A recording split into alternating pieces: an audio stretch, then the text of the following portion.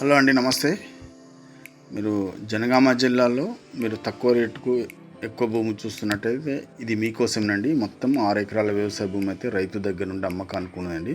ఇది ప్రజెంట్ అయితే కల్టివేషన్లో మాత్రం లేదు. అంతా మనకు ఒక కంచె టైప్ అంటే చెట్లు కూడా ఉన్నాయి. ఇది కల్టివేషన్లో లేకుండా 6 ఎకరాల వ్యవసాయ భూమి అయితే రైతు దగ్గర నుండి అమ్మకానికి ఉన్నదండి. దీనికి జనగామ జిల్లా కేంద్రం నుండి కేవలం మనకు 30 కిలోమీటర్స్ వస్తే సరిపోతాయి. ఈ సైడ్ మీదకి రావచ్చు.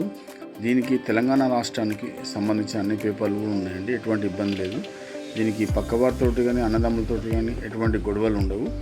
మీరు ఒకసారి విజిట్ చేయండి, చాలా బాగుంటుంది. మనకు ఉత్తరం వైపు నక్ష రోడ్ ఉంటుంది, తూర్పు వైపు కూడా నక్ష రోడ్ ఉంటుంది. కార్నర్లో ఉంటుంది బిట్టు, చాలా బాగుంటుందండి. దీనికి బీటీ రోడ్డు నుండి కేవలం ఒక 2 కిలోమీటర్స్ వస్తే సరిపోతుంది ఈ సైడ్ మీదకి రావడానికి.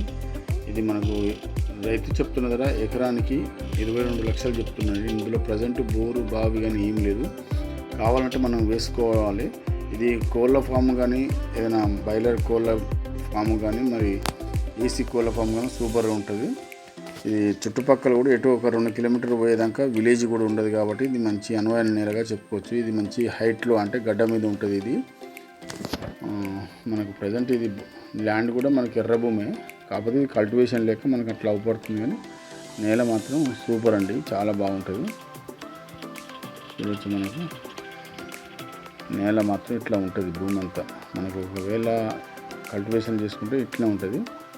ఇందులో బోరు కానీ బావి కానీ వేసుకుంటే పడతాయి. పక్కనే అన్ని పంట పొలాలు ఉంటాయి. ఓకేనండి, ఒకసారి విజిట్ చేయండి.